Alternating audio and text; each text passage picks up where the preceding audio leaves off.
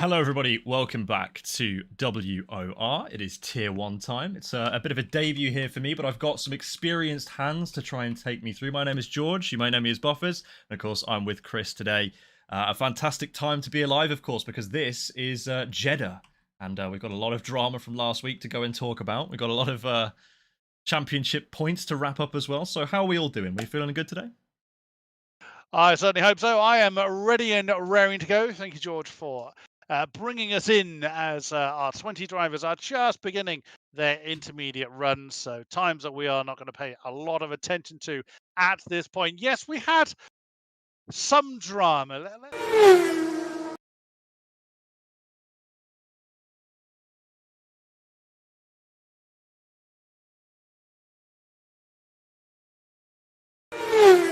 Which is not what we want to see in league racing. We're all human. We all make mistakes. And at least there were some apologies offered after the events of last week. However, we move on. And we have 7 rounds down. And you've got a championship positions we can talk about now. So move on from the sad events of last week. Just try and get the audio sorted because it was having a little bit of a meltdown there for a second. It just deleted my audio sources. We love technology, don't we? Anyway, yep. There we go. Championship standings now. As you can see at the top of the standings at the moment, after round 7 in Qatar, we've got Jarno Uppbeat, everybody's favourite Dutchman, up in P1 at the moment with 111 points. We have Lucas Blakely, last year's F1 Esports champion, making a close challenge on 98 points. And Longue, also Nicholas Longue, out there in 3rd place on 78 points. So a little bit of a gap between P1, P2, and then, of course, the gap between P3, 20 points the difference. Obviously, we have the Otis Lawrence elephant in the room to address from last week with some interesting driving standards in P4. And then the rest of the field, obviously, finishing in behind with Alvaro Caraton in P5, Tomek Paradsis in P6, Piotr Stauchilek in P7, Fabrizio Donoso in P8, Danny Moreno in P9, and Alfie Butcher rounds out our top 10 in the championship standings at the moment. But I think no time like the present, really. People are just starting to finish their intermediate runs out on track by the looks of things. So why not head into a bit of race trim? We've got Q1 on the cards for your first serving, your first helping of action today at Jeddah. Hopefully the frames are all good and everyone's all happy here. We've got Jarno Uppbeat out on track at the moment on his intermediate tyres. We have Philip Preschneider out as well. It's basically just into runs for the early part. Make sure those pedals are working. Those Fanatec brake pedals aren't snapping. And we're all good to move. That is very, very true. Philip Preschneider, first man out on track in the Alpine. Of course, setting the initial times. But times will come tumbling down. 27 turns here in Jeddah. That's still a relatively, that's a lesser known circuit to the F1 circuits as a whole, as Philip Preschneider nearly slams the tail of the Alpine into the final wars. He comes over the line 130.905. He is put on the board. Jarno will be, beg your pardon, is Piotr Stauchilek in the McLaren. Will be coming home next. Will he challenge the time? Nope, he's already behind it. So, as you say there, George, it is where you're just making sure that the buttons are working, the pedals are doing what they're supposed to be doing. Well, I'm sure people would love to have quali finished right now, but remember, this is only quali 1. Yes. We have the 3-phase qualifying in the top tier here at WOR, as is fairly standard in top tier league racing. Where we lose the bottom 5 from this session, and we will see who makes it out on top. Now, Jeddah is very unforgiving. The barriers are always waiting. There's very, very few runoff areas that anybody can utilize. And you make a mistake here, it's such a quick circuit, and you are detonating your car against the wall. Oh yeah, and these cars do come apart quite quickly actually when you hit the front tyre into the barrier at just a weird angle. I've had it before. Tracks like Japan, Jeddah have been cruel to me before on my own league races, in which you can just graze a barrier and it catches a little bit of a clipping error and you get the whole front corner of the car taken off. That's always really fun. But I hope here that for the sake of good racing that we're not going to have too many grazes with the barriers today. We have seen time and time again in the short time that we've had Jeddah in both the league racing calendar and the real life Formula 1 calendar that there have been a number of accidents that have been almost a bit scary really on this circuit. So it is fit for purpose, but is it fit for good league racing? We'll soon find out. It is a track of fine margins though, and I think that's really quite entertaining to watch the best drivers in the world go head to head with a track like with that fine margin, you know. Absolutely. So where the attention, the focus has to be absolutely on point. You can't just throw the car into a corner and hope that it'll stick. You have got to really do the job properly. You can't approach a track like Jeddah with any kind of half-assed measures. But these are the best in the business. We don't expect that kind of behaviour, but then we can't avoid the fact that we've had 2 drivers have race bans and further quali bans as well from, shall we say, losing that particular focus. Yes, this is league racing. Some will argue it's just a bit of fun. It doesn't really matter. However, you have got to bear in mind that almost all drivers at this kind of level are representing someone, not just themselves. They are representing the actual professional F1 esports teams, or they're representing esports organizations behind them. These incidents do no particular help to their careers as a whole, because if teams start seeing these drivers as loose cannons, that's going to make them even more difficult to sign. And drivers do move teams. All of our top drivers are not with the very first teams that they've signed. Almost all of them have moved at some point. So if you are going to undermine yourself with silly incidents like we saw last week, that's going to make your future steps that much more difficult. And yes, the top teams do look at top leagues such as WOR. Yes, they do indeed. And we've seen plenty of people being plucked from the crop of WOR top talents into these professional teams for F1 Esports, whether it's just part of the team as a whole or starting drivers on those lineups. So, of course, you need to make sure that you keep your head in these league races, as frustrating as they can be at times. But yeah, like you mentioned, everybody here has a degree of professional standards, and we're about to see a couple of those professional standards out on track. We've got a few cars now finally leaving the pit lane for some soft tyre running here in Q1. This should make for an entertaining start to proceedings here at Jeddah. Of course, we've only had 3 cars out on track so far, but we're about to see Tom Manley, Mirko Suriano, and Jed Norgrove all heading out in formation, and hopefully that should open the floodgates to get a few more drivers out on track as well. I love the fact that those 3 are pretty much on top of each other. You have a track as long as Jeddah, 27 turns long, and you all come out at the same time. Here we go. We're now starting to see everybody else start to come out and start to give those early indications of what they are made of. What are they capable of in this game, on this track, with the setup they're running? Let us see then what they are capable of. Tom Manley is side by side already. Goodness me, that was Mirko, wasn't it? No, yes. Mirko's decided to jump ahead of him in the Williams. Well, fair enough. There's nothing against that. If you want to get out there and get on with it, and the person in front of you isn't quite so keen, fair enough. Just leapfrog them, as everybody except for Fabrizio Donosa and Jake Benham. Although Jake is now on the move in the second Mercedes, so just Fabrizio that is yet to leave the pit lane. Right, so we've seen a good few rounds of qualifying so far in Tier 1, and whilst I haven't had the pleasure of commentating over them, I know that you have had a fair whack of a time of these guys. Obviously, we know the championship standings are representative of the race results, but qualifying can often be a bit of a different story, especially in this game with the variety of strategies that can come out on track and how volatile the league races have been so far. So with that in mind, I am going to be that rude, crude guy to ask you for any kind of indications, not necessarily a prediction, but someone that you're going to tip to be one of your top runners today in Q1, 2, and 3. You are cruel. This stage in Q1 as well. Okay. It's going to be difficult to look away from Jarno Opmeer. He's no matter where he is, no matter what league he is racing in, you can always expect the Flying Dutchman to be at the top. As I'm watching Mirko Soriano snaking his way through turns 1, 2, and 3. That is a very, very Lewis Williams. Oh, but coming back to the original question, there's so many top talent. I've seen Jarno himself be caught out by thinking he's safe, retiring the car, and then being knocked out of Q1. Even the great Jarno is not immune to it. So it can happen to any one of these names. And as we said before, these are some of the best in the business. I've had the great pleasure of talking about some of these names from the very beginning of their esports ascendancy.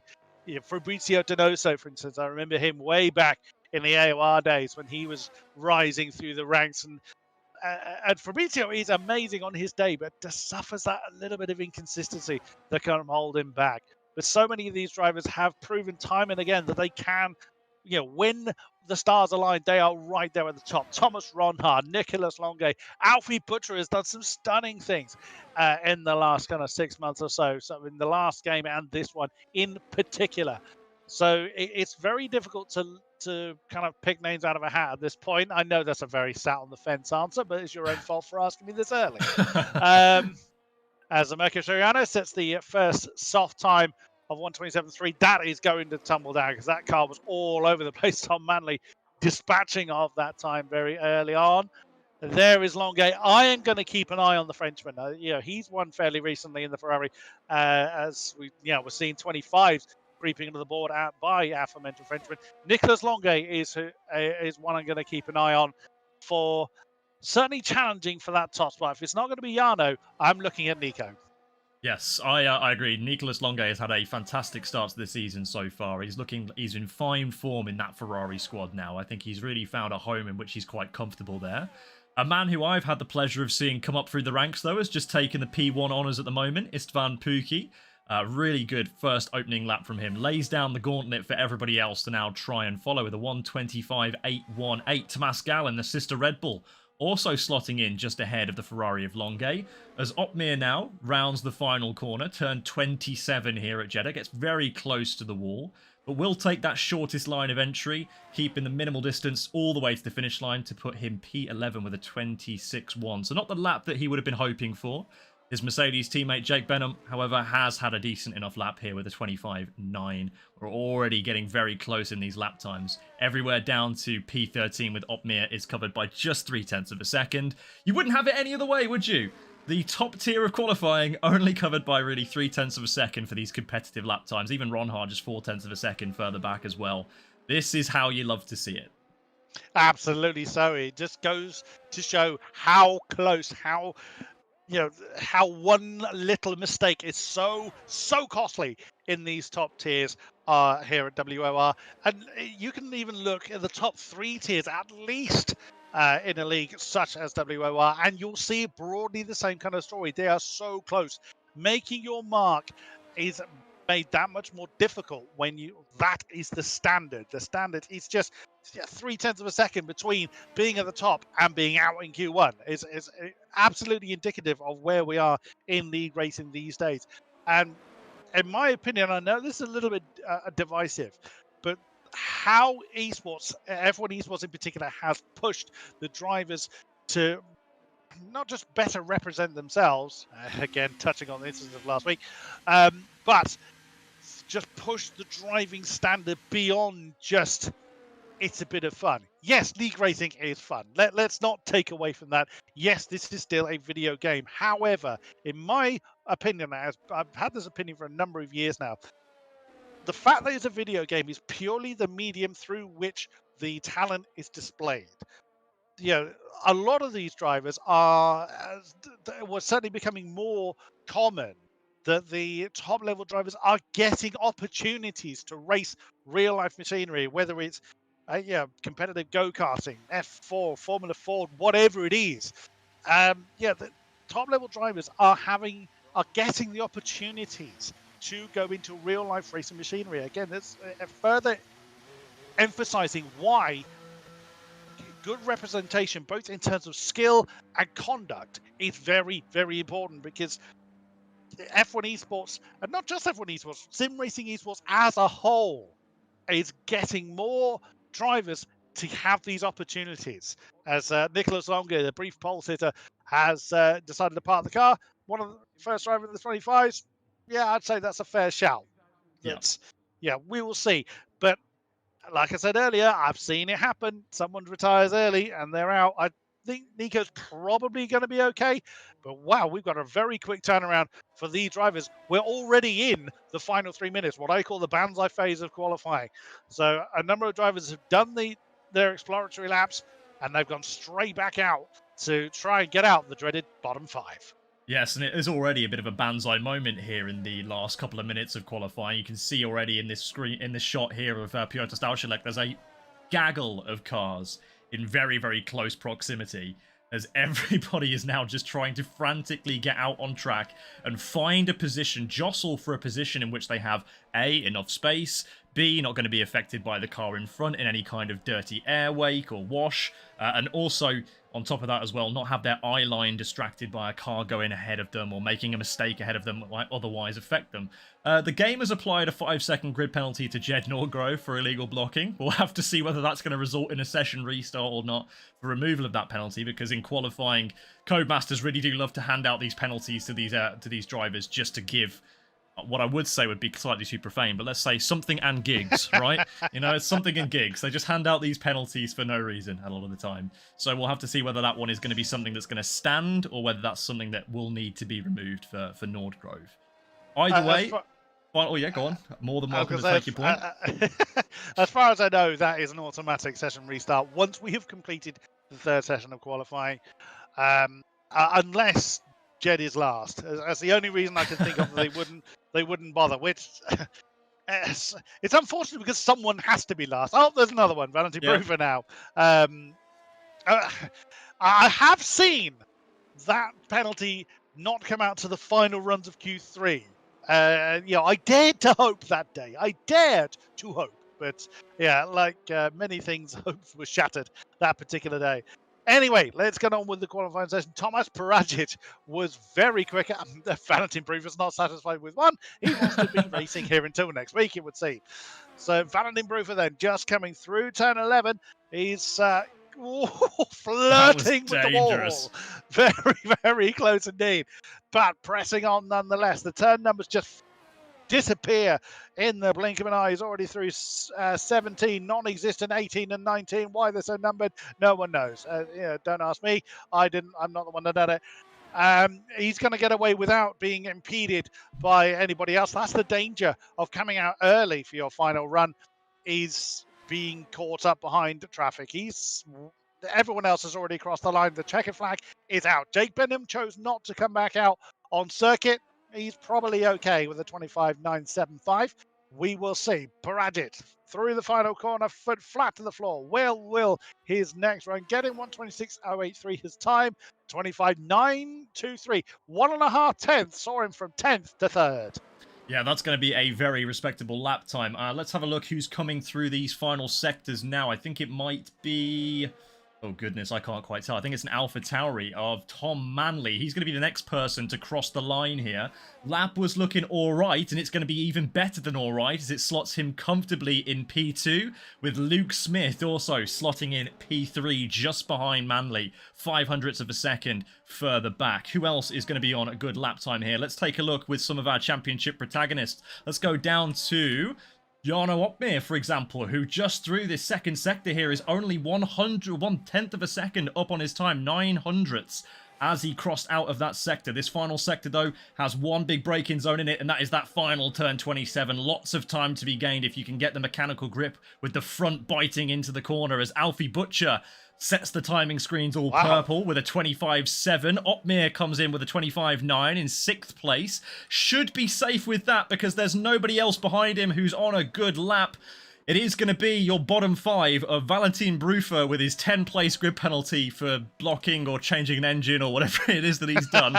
Simon Weigang in P17 with Philip Preschneider P18, Bent Sabo in P19 and Mirko Siriano.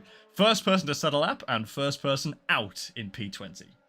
Yeah, Mirko retired before I'm quite sure what happened with Merkel. I'm assuming he'd invalidated his run, which is a good effort on a track like this. But Jed Norgrove, 5,000s ahead of Valentin Bruford, just saw him through into the second qualifying position. So it is Alfie Butcher with a 1:25.7. That's a stunning gap. 1/10 may not sound a lot. It is literally a blink of an eye. But again, the next 10th of a second separates second down to 9th. So that is the importance of a 10th of a second. So yes. as you say, George, we've lose Valentin Bruford, Simon Weigang, Philip Preschneider, Ben Sabaconi, and Mega Soriano from this session. Yes, we do indeed. And before we get into Q2, we'll go to a little ad break. We know how much we love advertisements here at WOR, so why not? Here's a word from our quick sponsors.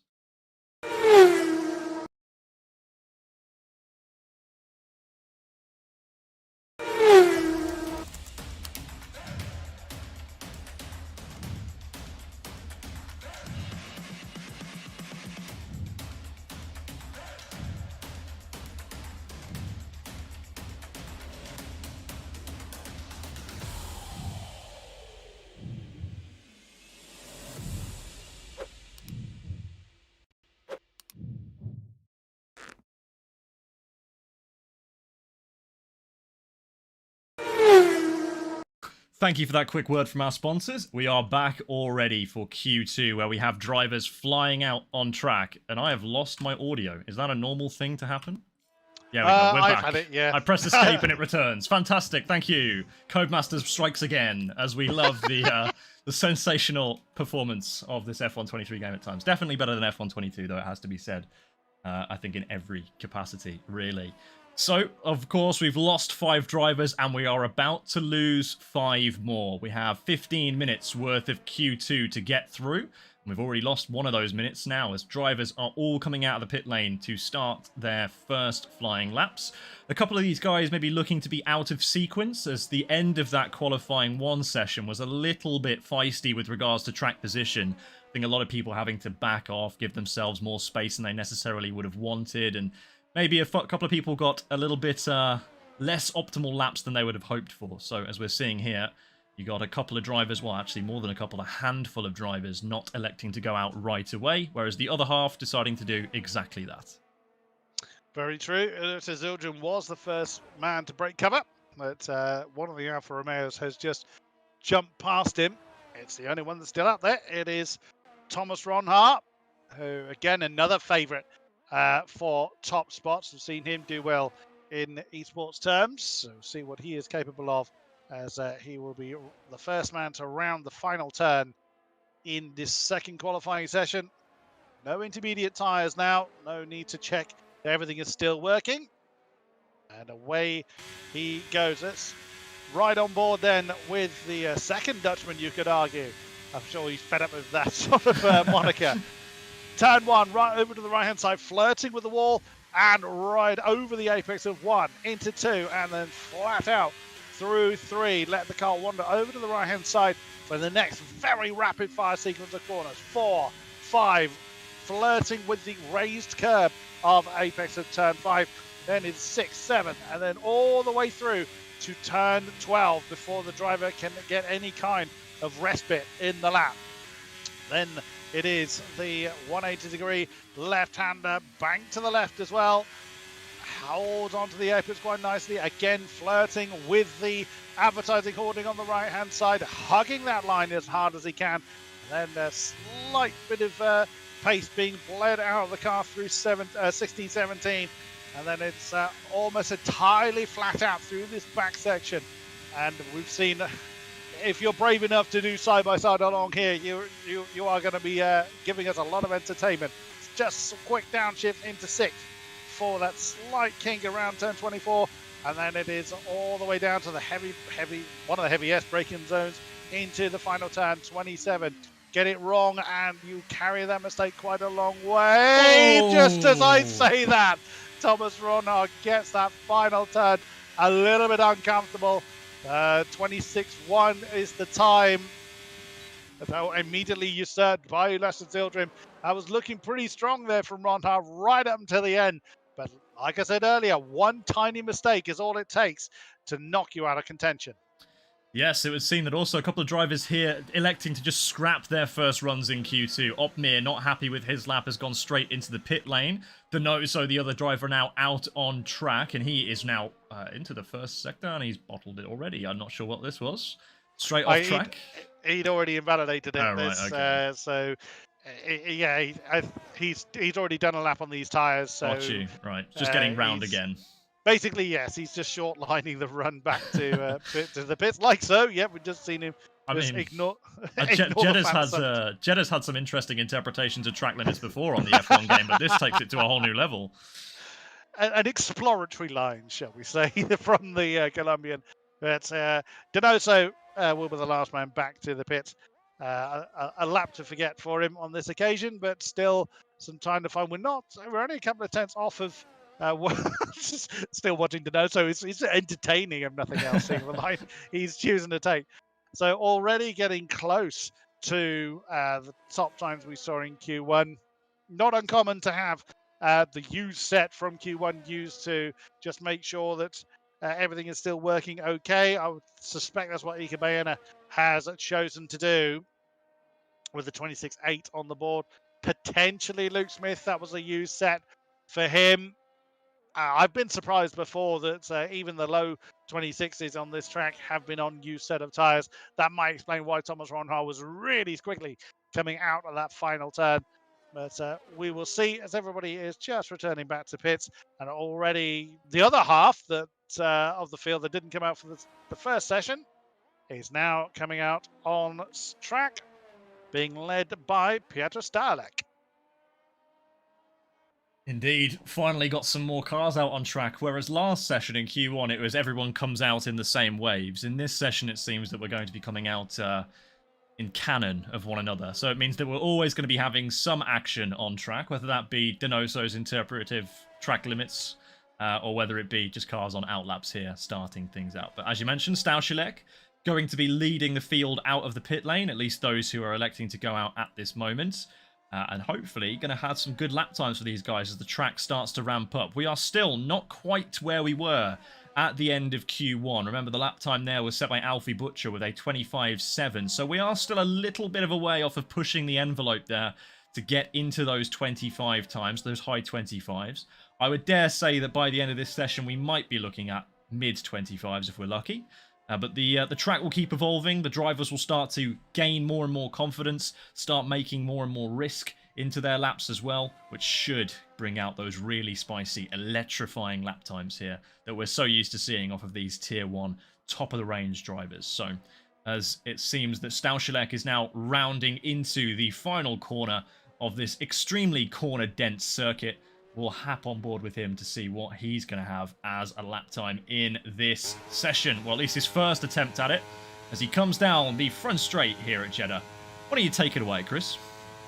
Why, thank you, sir.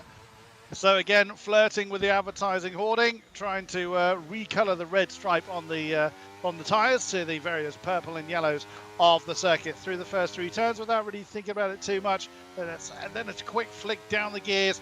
That curb on the inside of turn 5, he's going to catch people out, but everybody is just doing what they can to keep the car nice and steady. And it looks like Starlek going to catch a bit of traffic here. Well, I thought that was going to be trouble there from the Haas. I think that did put Piotr Starlek off a little bit, but we'll see. Pressing on nonetheless.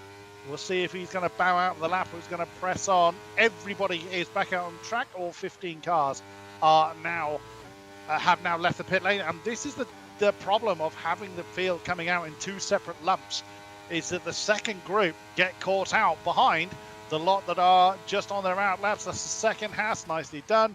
Golasa Zildrum and Alfie Butcher are being observant of the fact that there are people on qualifying lap. Purple sector 2 for Piotr Starlek in the McLaren, one of the Aston Martins staying very much out of the way.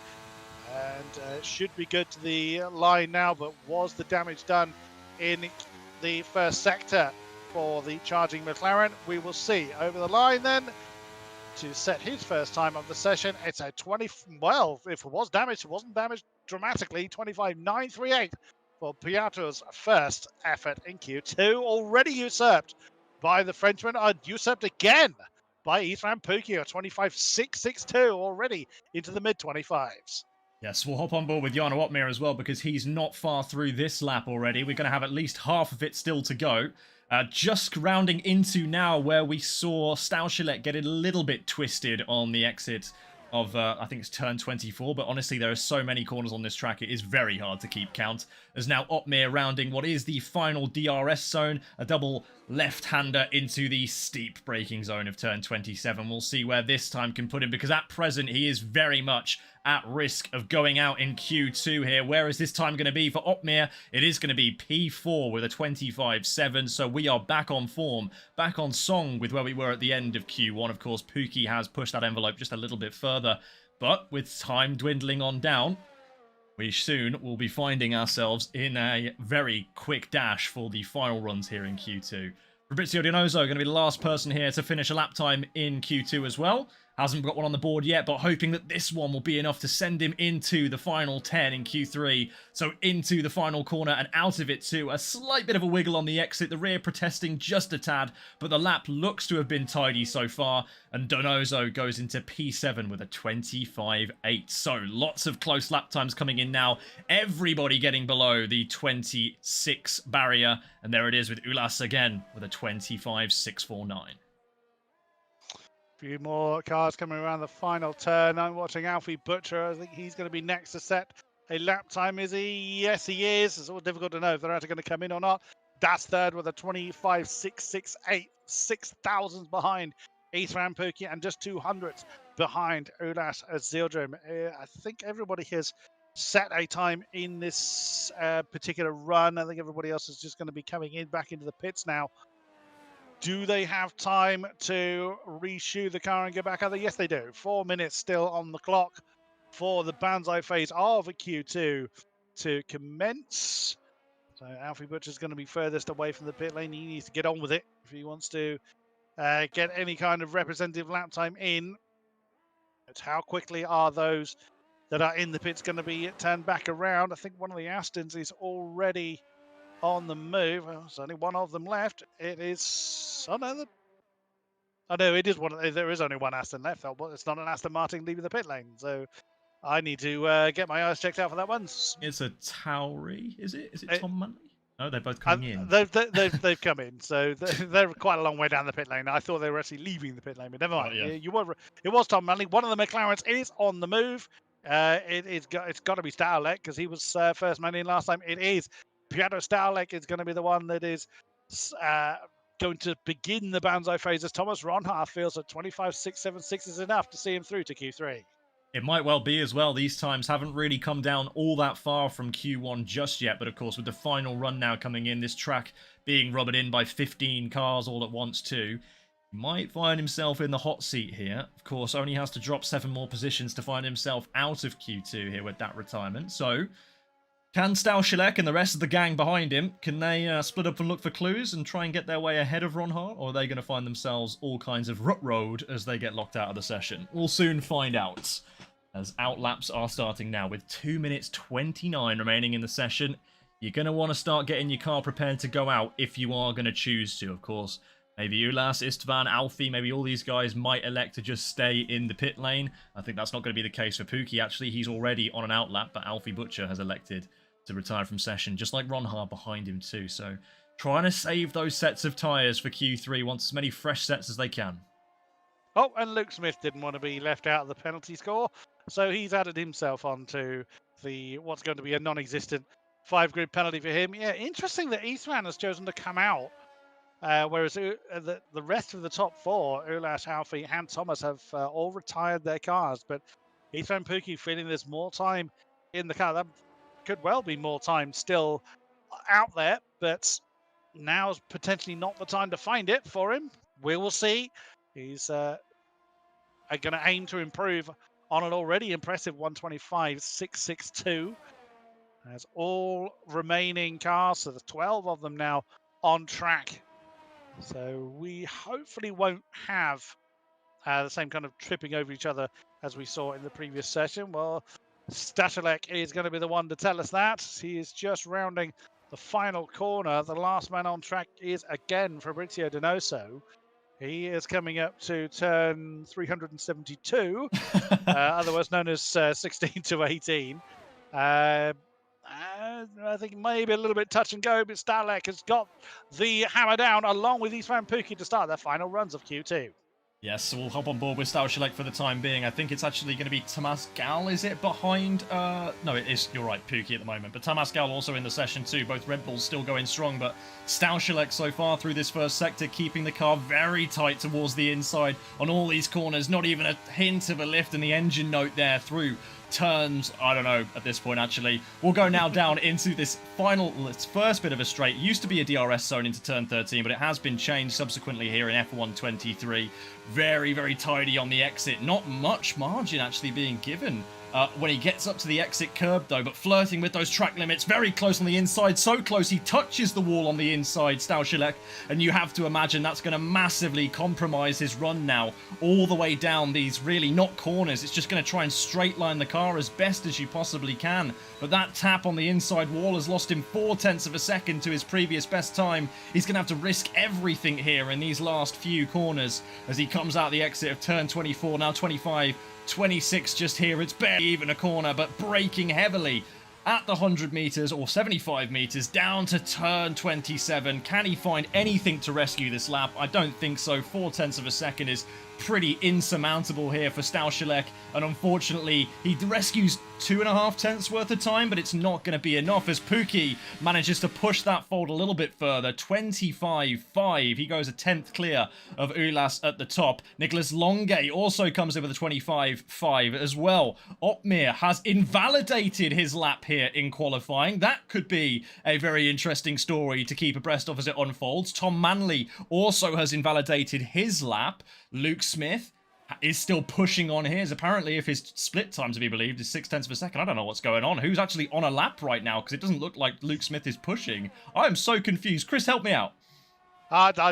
No. I'm as equally as lost as you on that one. Benham has come over the line to push Tomas Gal.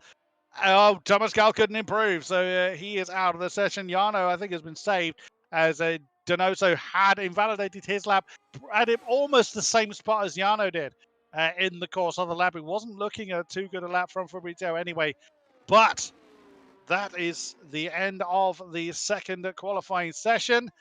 And from this one, we lose Tomas Gal, Fabrizio Donoso, Jed Norgrove, who's the first to set the penalty count alive, and both McLarens of Pietro Stauschelek and Ika Bayana. Yeah, that's a tough one to swallow for those guys. So many invalidated laps there at the end of Q2. I think it's pretty fair to say that that's a lucky escape for Opmeer as well, because a couple of the guys behind looked like they really did have some more pace left in the car at that particular moment. But still, your championship leader has made it through into Q3. We've got all the usual suspects as you'd expect to be in there as well. You got Ronha, you got Longe, Benham making it through into Q3 as well. This is looking like, at least in my eyes, it's going to be a very, very spicy Q3 session. What we'll do is we'll go to a quick little break in between these two sessions. I will up the game sound for those of you in the chat who've been requesting it, and then we'll be back with Q3. So don't go anywhere, stay tuned, and we'll see you after this little switcheroo.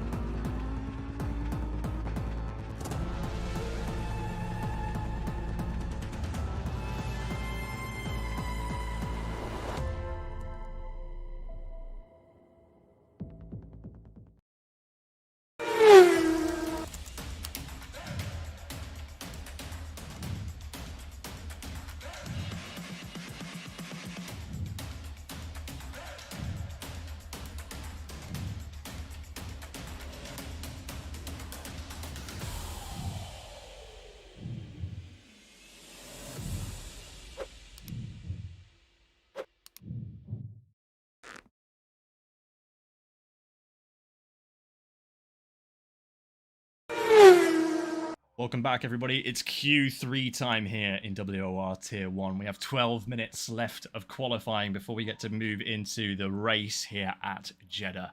It has been an interesting qualifying session so far. We've lost some names, some big names in that as well. Fabrizio Donoso, of course, most notably going out in the previous qualifying run in Q2, invalidated his final lap along with a number of other drivers, but now we're in the final shootout. We've got 10 drivers, as both Mercedes, one Red Bull, both Ferraris, and both Haas cars, interestingly enough, as well, to try and give us a spicy little run here in Jeddah. We could see some upsets here. Like you say, George, we've got some the usual heavy hitters, but some that haven't quite had the rub of the green for qualifying in particular. So, Olesa Zildjian, Luke Smith, again, very talented names, but just not quite there in amongst this field, which is nothing to be ashamed about. Because again, we're seeing champions and champions elect in this top group. So saying that you can't beat the best is not exactly anything to beat yourself up about. But we've got a bit of a delay here. We've got people waiting. So I think everyone's waiting for somebody else to pull the trigger here. A bit of a Mexican standoff going on here. I think it looks like Tom Manley is going to be going out in a second. I'm seeing a bit of movement in his pit box here from this outside POV. Am I right? Am I actually reading the animations of the game correctly? I am. Woohoo! Codemaster's not trolling me today. Let's go. So Tom Manley is going to be the one to end the Mexican standoff. He's going to head out of the pit lane right away. And on his own. So no one else fancy following him out. I can see there's just as I say that, the rest of the field have now decided, so that they've kind of, they're all still staring at each other. They see Tom snuck out the side, and they're all like, "Oh, hang on, someone's gone! Right, go, go, go!" And now they're all, or certainly a fair chunk of them, flooding out of the track, out of the pit lane rather. Still a few of them that are just biding their time. So Ottmere, Benham, and Ronhar slower to pull the trigger. It's for this kind of part of Q3, it's neither here nor there if you're not the last man out the field, but you can imagine for their last runs, that's when they're probably going to be a little bit more eager to get out there and get on with it. Yes, you'd imagine there definitely will be. There's obviously not as much time in Q3 as well as there is in Q1 and 2. So if you make a mistake, you need to get back round, get those tyres strapped back onto your car, and get out again to try and set a lap that is going to be significant for your grid position. So less room for error here in Q3 than there has been in any of the other sessions. What I would love to know, if the F1 Spectator or anyone from developers of this game are listening, is obviously A, about weather. I'd love to have weather in spectator mode. But 2, I'd also really love to know who's on a used set currently for their first run in Q3. Because we've seen throughout the course of this season and previous F1 Esports seasons that tyres in Q3 are extremely important. Have you been able to save a set from Q2 or not? Now, I think we know that Thomas Ronhar and the guys who retired at the end of Q2 have likely saved a set from that session. The likes of Ottmere, who's done 2 runs in both, I'm not sure whether he went out on a used set for any of those second runs, but he likely does not have a second fresh set of soft Pirelli rubber to strap onto that Mercedes. I am right there with you for both of those features to be added. I am absolutely with you. Whether at least it adds a kind of air of unpredictability for us commentators. Usually the party is spoiled by someone saying in chat it's going to be dry all race long because they've seen it on a driver's stream. But yeah, the used tire thing is always has always kind of made me wonder: are they pushing hard, or are they just keeping a bit in reserve? Are they running new sets or not? Yes, I would absolutely love to have some kind of confirmation of that. As Tom Manley is going to be the first one to set the timing screens alight. He's finished the first sector, coming through turn 14 through to 17 now, with one of the Ferraris close on his heels. That would be Parajic that is chasing him down the field. Wow, Jake Benham, he must feel like he's completely on his own. He was very late out of the pits compared to the rest of the field. Tom Manley then continuing along his merry way through the final few turns. through the what must feel like a never-ending left-hander that's apparently split into 3 apexes, and then over to the right-hand side for that final sweep through the turn 27. Oh, it looked like he bounced off the wall there, but it may well have just done a last-minute correction to keep him away from the wall. That's a 26 flat. We know that's going to be beaten, but odds are could well be the last runs used on the used set. That's Paragic with a 25-4 from Longuet. Well. You want to talk about a statement of intent? The Frenchman has thrown the gauntlet. Come on, then. Come and have a go if you think you're hard enough. Absolutely. That is a commanding lap there from Nicolas Longuet. That's the fastest time we've seen all day here in qualifying. Uppbeat with a 25.9. Behind him, his countryman, Ronhaar, comes across the line with a 25.5. And of course, it is going to be Alfie Butcher, your next man across the line, but he's invalidated his lap. And then Jake Benham will be the next man to try and set a lap time. A little bit of a glancing blow with the barrier there, it seemed, from the reverse shot behind Benham as he comes onto the front straight. And the lap is going to be fairly significant. It is 5th place for Benham at the moment. He and Uppbeat will be locking out that 3rd row. His 25.815, just a little bit off the pace for the top 4, who have just got that little bit of a buffer of over 1/10 of a second between them. Well, Nicolas Longuet not leaving it to the last to show what he is capable of here in the Jeddah International Circuit. You can always imagine there's going to be some improvements to be found in the final Banzai phase of qualifying. Where can that time come down to? Chat, let it be known who are you here to support, who is going to take that pole spot. My early bet was Longuet. He is very much in the running for it. A name you mentioned earlier, George, Ifran Pookie. He's running 3rd with Ronhaar separating him, and my spot for pole, the championship leader Yano in 6th position. Who is going to take that top spot, chat? Make it known who you're here to support. Yeah, this is going to be a really spicy end to qualifying as well. We've got young pretenders in Istvan Pookie, recently promoted up into Tier 1 racing, going up against veterans of the sport like Longuet, and even Ronhaar now, who's got a fair whack of experience in this sort of domain. This is going to be an interesting one, and I'm very, very keen to see how it unfolds. We've already seen as well that Alfie Butcher, when he gets a good, clean lap together, has got some pace. He demonstrated that early on in Q1 at the start of Q2 as well. So let's see if he can put a clean lap together with no invalidations, whether he can also find himself challenging for this pole position. But of course, cast your votes in chat. We'll take a look to see who's going to be leading the poll at the moment. We've got 39% for Nicolas Longuet, 41% for other at the moment, though. So that's likely going to be, I'm guessing, Yano. He's the most popular F1 Esports driver, isn't he? So going to be a fair amount of people voting on that one. Ronhaar sits on a comfortable 12%, but nobody's believing in my boy Istvan Pookie. He's only sitting on 9% at the moment. Again, no disrespect to young Istvan, but when you're up against, exactly as you said, George, this kind of caliber, it is so hard, especially for, like you say, the new guy, the young pretender. It's very difficult to stand out in the crowd when you've yet to have too many opportunities to prove yourself. But proving himself, he is, as already back out onto track. It's again Tom Manley. Fresh, I'm assuming he's put fresh tyres on. We can't tell. They look kind of fresh, I guess. He'd be silly not to, basically, at this point. So he was first man to break cover. And Alfie Butcher, I'm not surprised to see him come straight back out, wasting no time.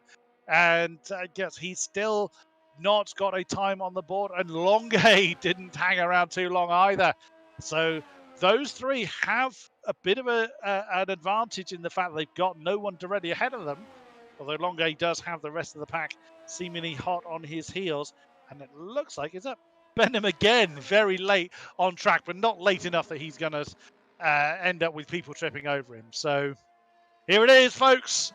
Final Banzai phase of the night.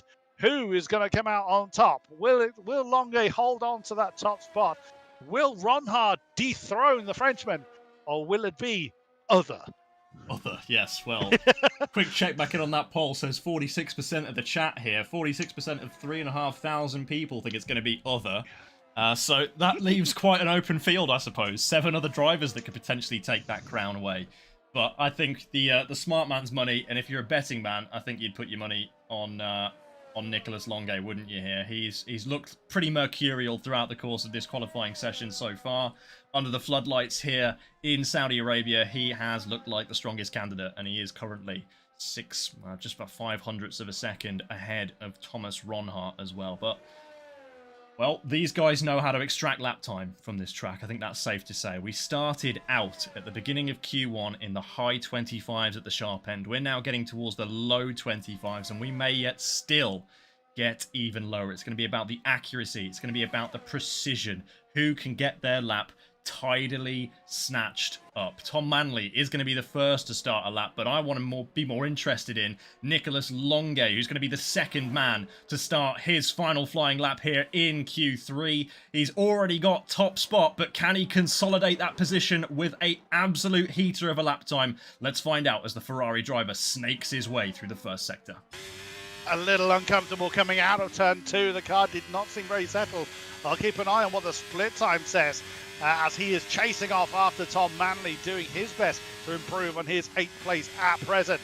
Just a little bit of a lift then from the Ferrari, working his way to the end of Q1, Sector 1. It's 400s down, but you can make up that kind of time. Oh, nearly hitting the inside wall. And I swear he did hit the outside wall coming through turn 11. That's not turn 13, beg your pardon. I can't keep up with these damn turn numbers. There's too many of them. So still pressing on nonetheless. There's no reason not to at this point. Checker flag is out. It is all or nothing, do or die, feast or famine for this qualifying session. Dangerously ran over the curb there, but not enough that it's unsettled the car in any kind of way for Longuet. Still pushing on as hard as he can, desperately trying to consolidate that lap time of the 25.4. It will be good enough, I'm sure, for a respectable qualifying position, but will it be good enough for P1 is the question. Oh, big bash with the barrier on the exit there. Tom Manley has already usurped him. A 25.382 from Tom Manley. It's not an improvement, I think, from Longuet. It's actually 0.06 of a second, the improvement. Ronhart has invalidated his lap. Istvan Pukki has managed to go better. And now let's see who is going to be on something. Opmeer, is he on something? It looks like he is. He's the only driver still on a decent lap. It's Ulas who's managed to go into P2 ahead of these guys. And it's Opmeer who steals away P4 from who we thought would be the man at the top of the times. It is Nicolas Longuet who gets his last lap a little bit wrong and ends up down in P5, but the real hero of the day, the man of the hour, Tom Manley, out first and first on the grid. Well played, Tom Manley, very much dominating the other category. Well played. 0.02 of a second. 0.02 of a second. 1/10 separating 6 drivers. That's how close it was. A 1/10 of a second is roughly how long it takes the average person to blink. That is literally a blink of an eye. 6 cars have gone by. Yeah, so Manley and Azildrim on row 1, Pukki and Otmir row 2, Longuet and Smith on row 3, Ronhart and Paragic row 4 with Benham, and a very detonated Alfie Butcher. He'd invalidated his last time and sent his car careering into the wall to see out qualifying. Now we are going to face a lobby restart. I've seen that it has been confirmed in Discord due to the penalty situation. It's not the work of a moment. It does take a few minutes to rebuild. That's just the nature of the beast, unfortunately. I have had to do one of these lobby rebuilds, and when you're manually assigning the grid, you have to wait for everybody to rejoin the session and then kind of get on with it. But wow, yeah. No disrespect to Tom or Ulas. I just did not see that coming at all. No, definitely not. Manley really pulled the rabbit out of the hat there on his final run in qualifying, and we'll see very shortly whether he can do the same in the race. We'll hop to a break while the lobby gets restarted and rebuilt. We'll see you on the other side. Don't go anywhere, but maybe it's a good time to go up and get yourself a tea and biscuit to strap in for a nice race around Jeddah. We'll see you in just a minute.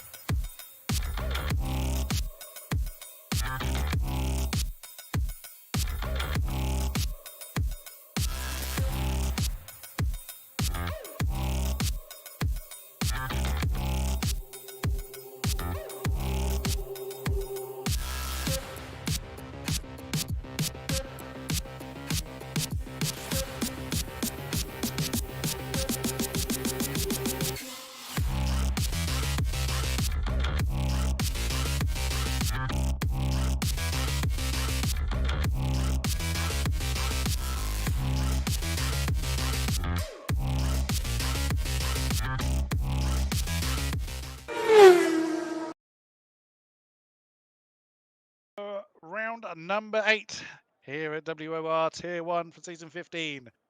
Well, what a qualifying session we have just seen conclude. All drivers are in. We're just waiting for everybody to ready up, get their setups loaded in properly. Of course, they won't have to worry about the tyres they've used because of the lobby restart. Wow, Tom Manley showing the world how it's done on a track that isn't easy to overtake on. And he's given himself quite a platform to start from this race. He definitely has. P1 on this track, it's despite the fact that it's fast and flowing, it can almost be a bit Monaco-esque in how difficult it can be to overtake. You need braking zones really to do overtakes, and where you'll see those on this track, likely into the final corner, turn 27, and the chicane at turn 1. With the assistance of DRS, they can be extremely potent overtaking zones, and what they both have in common is they're also potent braking zones, and that's where you'll see the lion's share of the overtaking done here today in this race. But it's over to you, Chris. We're off with the red lights. Here we go, red lights on. It is time to wind them up and let them go. Crikey, that was a short hold, but it hasn't caught anybody napping as we are screaming down towards turn 1. Who's going to be bravest on the brakes? Well, F1 Pookie's already gotten no less than Zildjian out of the way. Nicholas Longer, Jana Watmere, these two have clashed swords many, many times, side by side on the run down through the turns. My laptop was turned off with my track map on it. Thank you for that.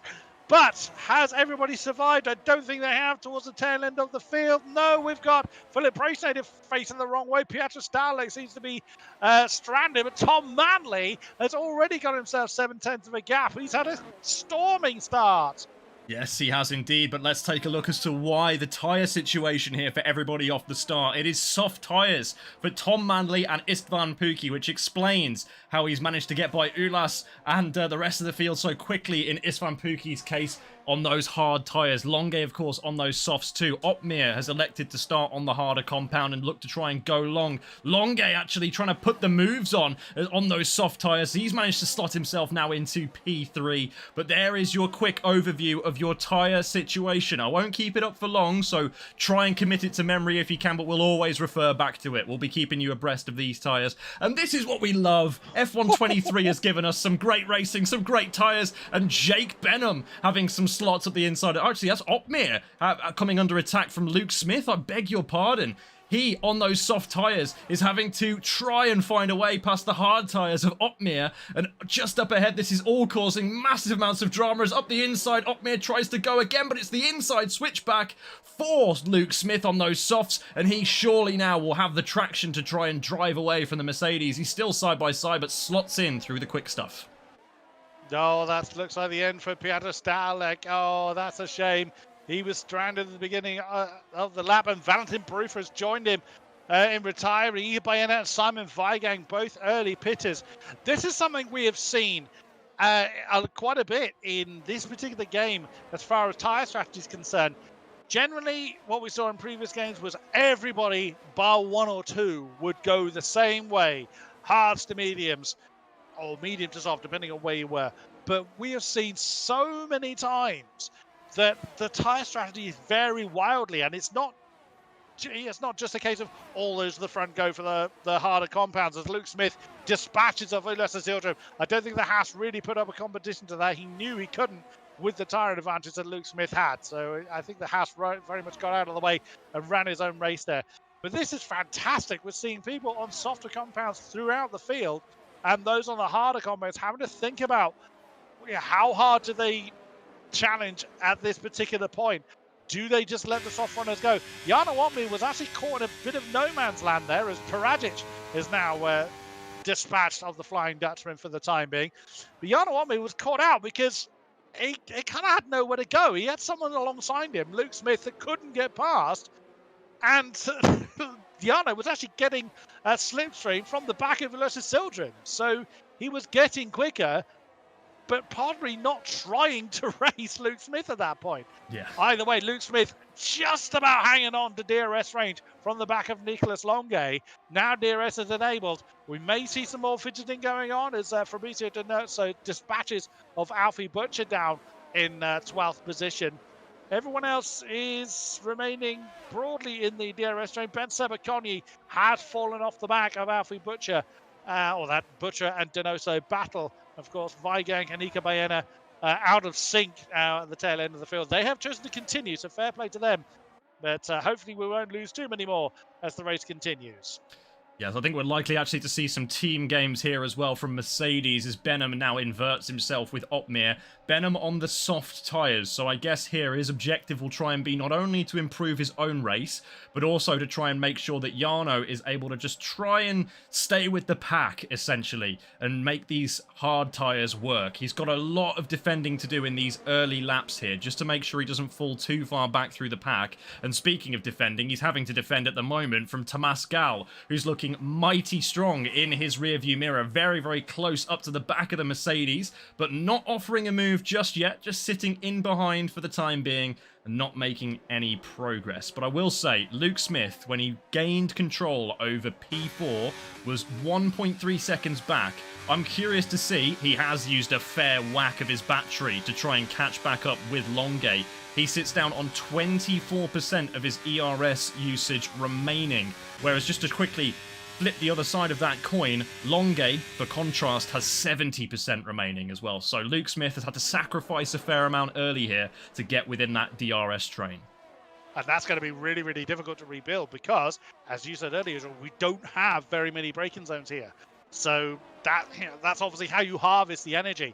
So he's going to have to keep using little bits of it to stay in touch with the Frenchman, well, indeed the top three, and also he's got Tomac Paragis looming behind him, also on soft tyres. So, also want to point out, your boy Eastvan absolutely mugged Tom Manley on that run down to the final corner on the last lap. But Tom Manley is positioning himself to potentially switch back on Eastvan Pookie. He's going to the inside line. He backed out of it. He doesn't need to make the move just yet.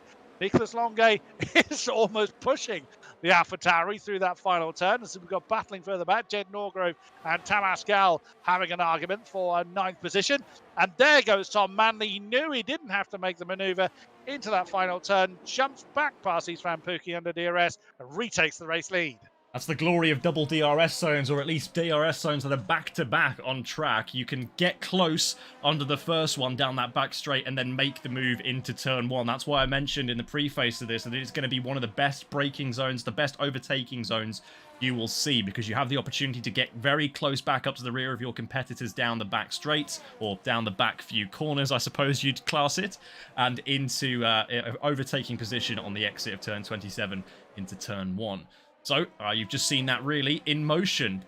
Articulated beautifully. Quadrat demonstratum for Tom Manley as he goes through at the front of the field. You'll see a bit of chopping and changing, I feel, here from these front runners for the early portions of this race as they try and stretch their advantage with these soft tyres as much as they can. But we're now 5 laps into a 25-lap race.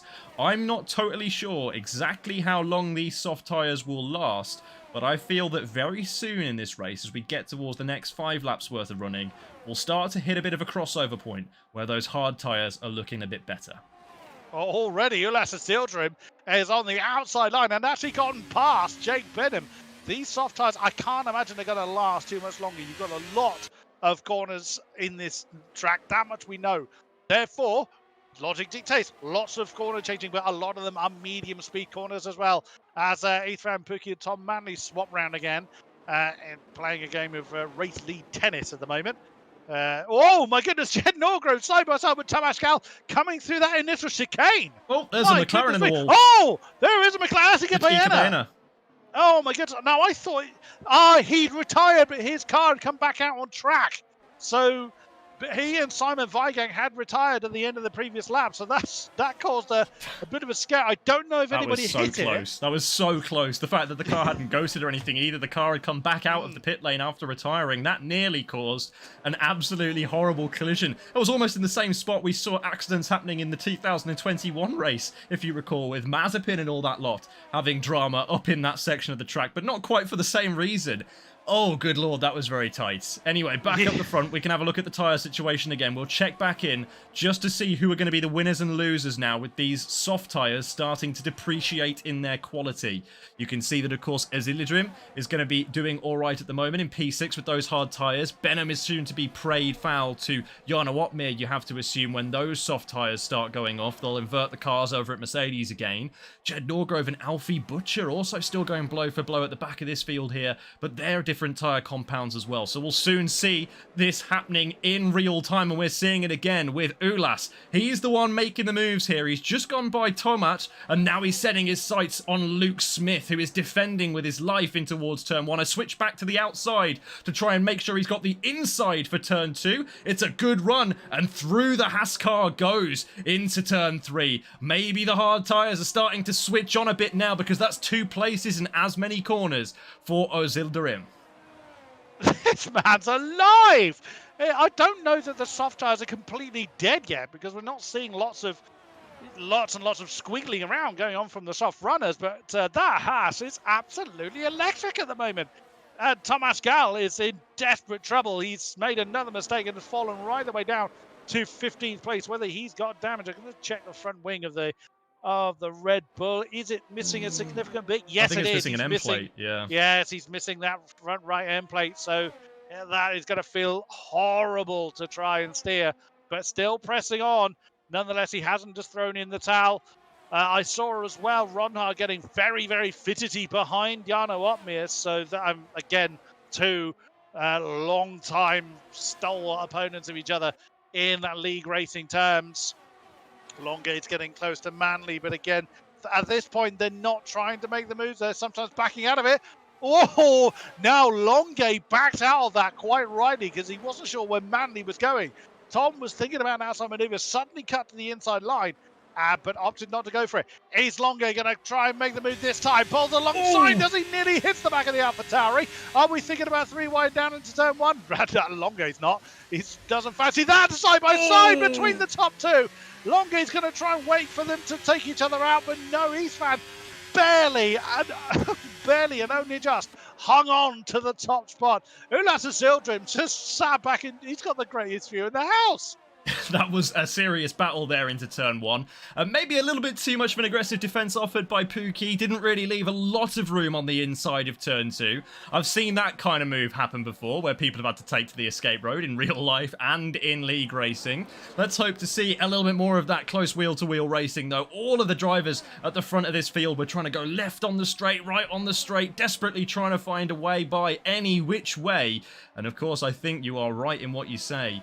Ulas here in P4 in the Haas on those hard tyres is just biding his time. He's just waiting for the right opportunity. These guys are starting to trip each other up now. DRS activated here. They're going to get tight and closed up again into the short braking zone at turn 24. Accordion effect, as they call it, as now, as David Croft would say, the buzzword of the week, concertina up, but I really do hate that expression. Anyway, down the run, in towards turn 27. It is going to be Manley pulling alongside into the braking zone, but thinking better of it, just showing Pookie a wheel to try and disrupt his rhythm as they now come onto the front straight. They're already pushing each other into the pit wall, but it might be Longay who takes over at the pair of them. He's got the outside line. He'll be in contest with Manley in towards turn 1, but no room at the end this time around. Manley, the big gainer, Istvan Pookie, the big loser, on lap 9.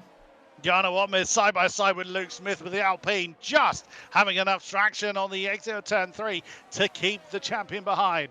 Parajit 7, Benham 8. Tom Ronhar has fallen a little bit away from Otmir. I saw the Alfa Romeo getting a bit trigger happy behind the Mercedes earlier on. Now there's 2 cars in between them. Is Ronhar just biding his time? We will see. Is that Luke Smith in trouble? No, I don't think it was. But I would think the soft runners are really struggling by this point. We may well see them starting to think about a pit stop in the next few laps. We will see. I have no idea. I'm not a driver. This is why I go for this particular commentary team, not a race seat, as I have no idea how long these soft tyres are going to last for. But I don't think they're going to have an awful lot of life left. At no point at the soft runners, other than the first lap, they haven't left the hard runners for dead. So we saw some great manoeuvres in the opening laps by the like of Manley, Longay and Pookie, etc. But what we haven't seen is them run off into the distance. So the hard runners have kept things nice and tight for now, which makes me think the soft runners probably don't have a lot left. And the hard starters are really going to come into their own. Oh, actually, people diving into the pits. Aha, there we go then. So that's Smith and Norgrove and Paradic that are getting rid of their soft starting tires. And Ben Sabaconi started on the mediums. Oh, was that Longe nearly in the wall up front? That was very, very close. Jarno Opmeer has dispatched of all people in his way. He's now staring at the back of the top 4, but it's really against him and Ulas Sildrim, as both of them are on hard tyres, and they're just biding their time. Again, they're not trying to make the move, although usually, as I say that, somebody then goes for a manoeuvre. Ulas again, keeping the pressure on Van Pookie coming through. Turn 13, cuts back underneath the Red Bull. Oh, lovely move. Does Van Pookie have anything left to attack with, or to defend with? Oh my goodness, that was a bit unfortunate. Ulas Sildrim forced off the road. He is going to have to get that position back, and here comes Opmeer. Oh no, 3 wide. Ulas Sildrim had no choice. He had to relent the position back to his Van Pookie, and Jarno Opmeer, ever the opportunist, flew past the pair of them. Absolutely electric racing there, and lightning quick reactions from Opmeer, because I think Ulas didn't really get given or give too much warning that he was going to be slowing down. You saw both cars have to try and get out of the way, and now it looks like Pookie's trying to get Ulas. Switch to the inside of Pookie. They go and make contact. It's nearly Pookie in the wall. He's going to be the big loser here, as it looks like he's going to drop back to P8. He's lay victim to Benham, Ron Hart and Butcher. Now Longate in the pits with Manley and Pookie. This is looking like the hard runners now got their own race to run, and up front, the man leading the field, Jarno Opmeer, currently takes control of this race. And will he now try and push away on these hard tyres? Ulas behind obviously has demonstrated that he has some pace already, but does he have the pace to keep up with the Dutchman? We'll take a look at his telemetry, see if he is burning any battery to try and build a gap for this overcut that he's trying to make work. What is Opmeer cooking this race? We've seen before that he likes to stay out for a long period of time, often the alternate strategy genius, and we'll see whether that can be in play here as well for Opmeer in Jeddah. Benham is going further than any other soft starter. Let's see if that's paying off for him. I don't reckon it is. I would say Alfie Butcher is pushing the Mercedes, and again the young Brit, well, they're both Brits, the Haas Brit at least, was thinking about an inside manoeuvre on Jake Benham.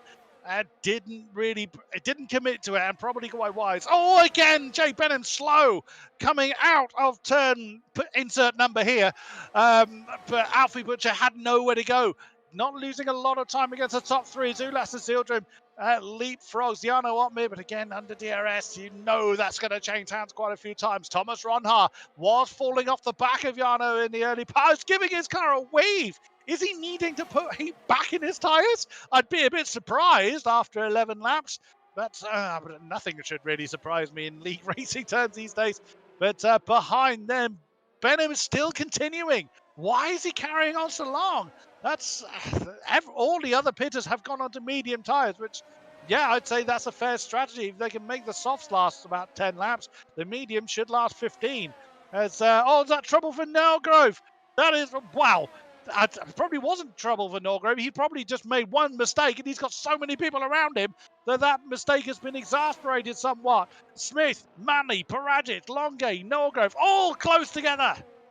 Yeah, they're all very close together there. Not Longay was actually a bit close to taking out the back of his teammate as he tried to put the moves on Nordgrove through the first sector. Up the front of the field, though, I'm starting to think that maybe Benham is trying to have some spicy mediums for the end of the race here. As you said, everybody on those soft tyres pretty much, bar a few who've gone onto hards like Bent Sabo, Cornell and Thomas Gao, have decided that they're going to try and stick with the mediums. And that might be the key at the end of this race. When you're driving in a straight line and you're on full throttle for as much of this lap as you are here around the Jeddah circuit, tyre wear isn't really a big factor, but it's overtaking where it matters, and you can see that that's where it's been a big factor in the last few laps. Opmeer has now been usurped by Ulas and Ronha, who is now taking the race lead. If these guys can try and work a bit more cooperatively and just pull away from the guys behind, keeping DRS, that's actually going to be Benham into the pit lane, and the first of our hard runners into the pit lane as well, with Alfie Butcher. Bit early, I'd have thought, for the hard tyres, but either way, that's what he's chosen to do. He's committed to it now. Unless he had damage, I'm going to keep an eye on Alfie. Is there a front wing going on? No, that's just a straight tyre change. Yeah, onto the mediums.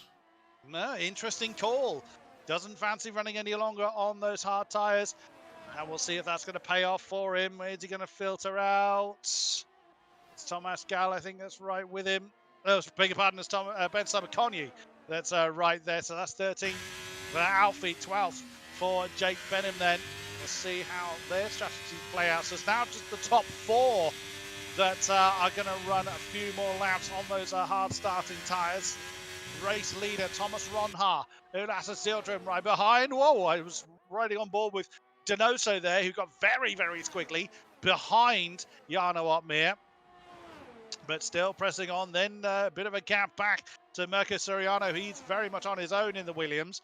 And then you've got those that have been in already once. So Luke Smith is the lead car so far that has pitted, back up into 6th position on his medium tyres.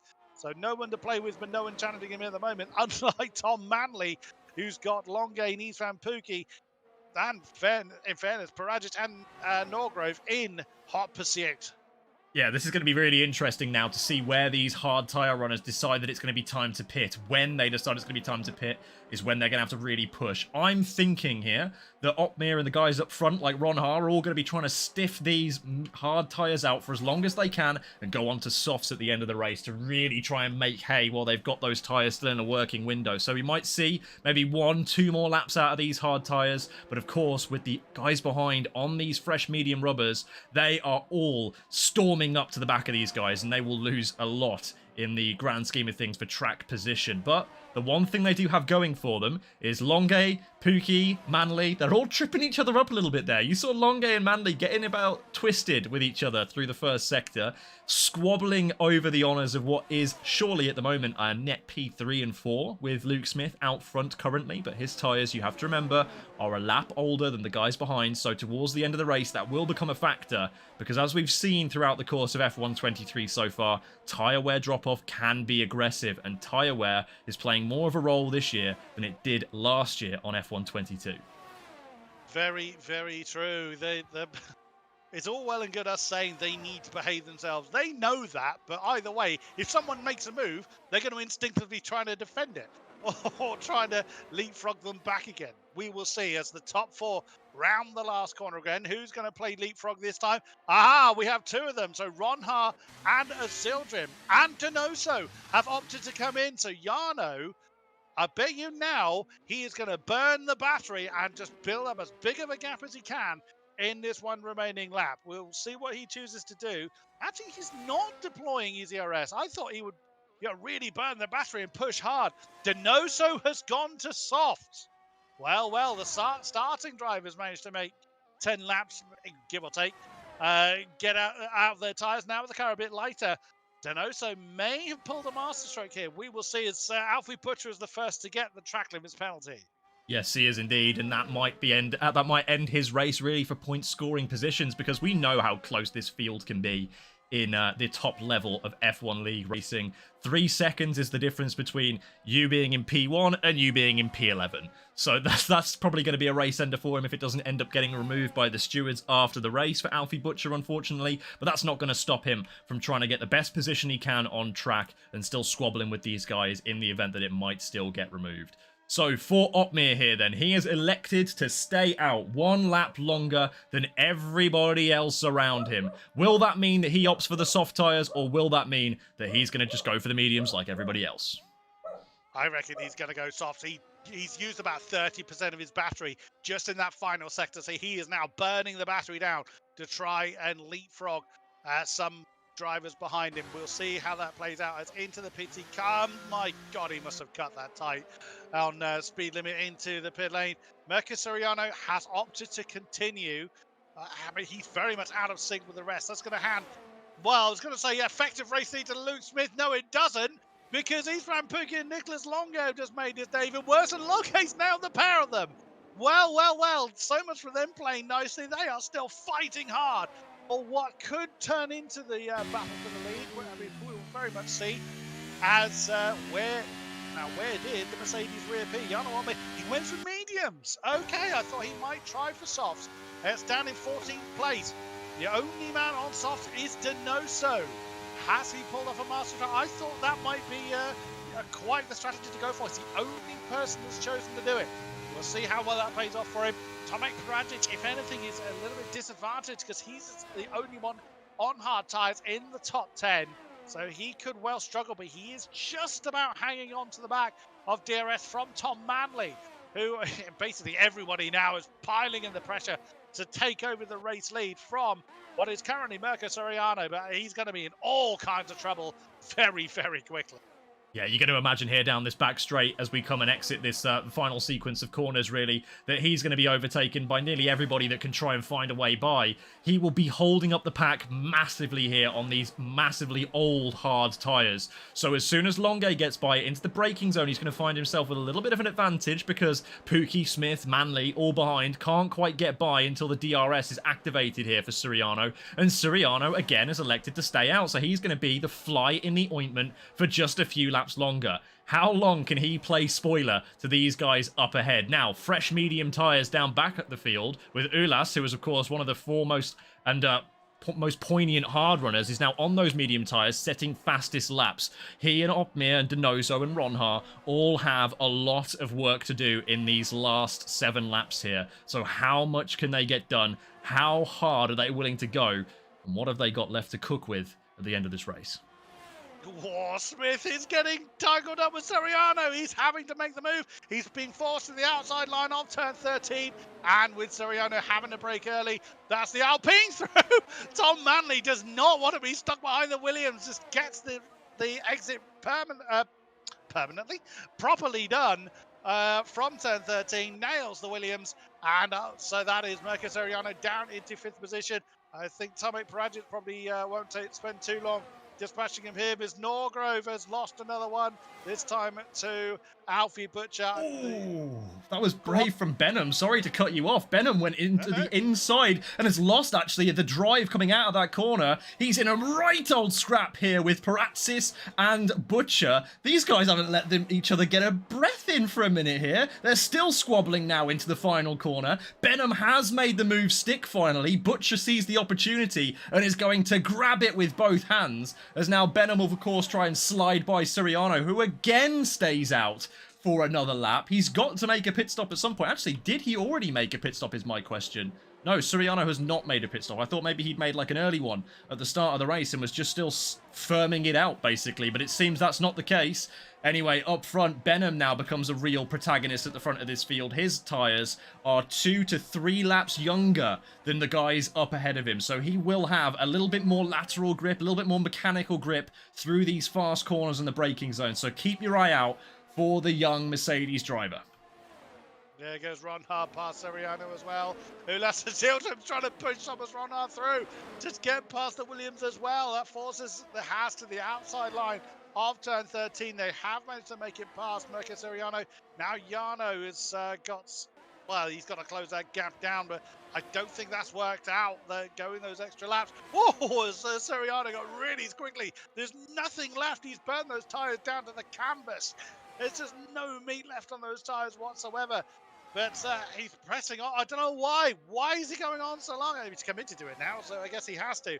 Jarno's probably going to dispatch of the Williams pretty easily. As was like hoping that Mirko realised that Jarno was on his inside line. Whoa, my no! Oh, no! Up front, Manley! Manley's hit turn Longe! Longe spun round, he is out! Oh no! Tom Manley missed his breaking point, slammed into the Ferrari.